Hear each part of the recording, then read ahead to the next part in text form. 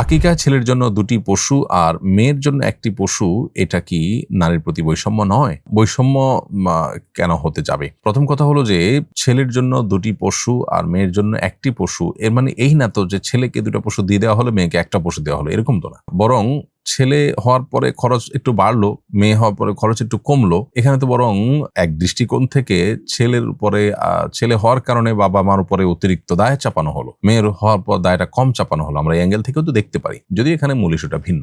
দেখুন, শরিয়া কোনো নির্দেশ দিলে সেটার ভেতরে, সেটার পেছনে অন্তর্নিহিত বহু রহস্য লুকায়িত থাকে। একজন ইমানদারের সে বিশ্বাস থেকে তিনি সে আমলটা করবেন।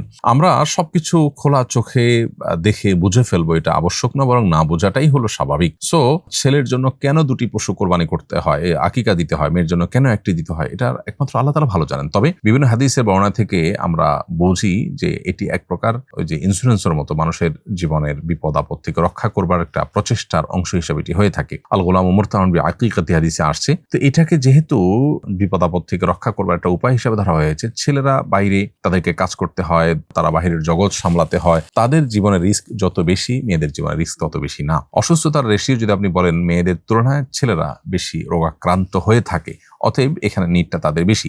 ইসলাম কিন্তু সমানে বিশ্বাসী নয়, ইসলাম ন্যায্যতায় বিশ্বাসী। অতএব সব জায়গায় আমরা যদি সমান খুঁজতে যাই, তাহলে সেক্ষেত্রে ন্যায্যতা নিশ্চিত নাও হতে পারে। আমার দুটি ছেলে আছে বা একটি ছেলে একটা মেয়ে আছে, একজন অসুস্থ হয়েছে, তার জন্য আমি অনেক মেডিসিন কিনেছি, আর একজন সুস্থ আছে, তার জন্য মেডিসিন কিনে তাকে খাওয়াবো। এটা বাহ্যিক দৃষ্টিকোণ থেকে সমতা হতে পারে, ন্যায্যতা হতে পারে না। ইসলাম কিন্তু যার জন্য যেটা দরকার সেটাই ব্যবস্থা করতে বলে, আর এখানে ইনসাফ লুকায়িত আছে।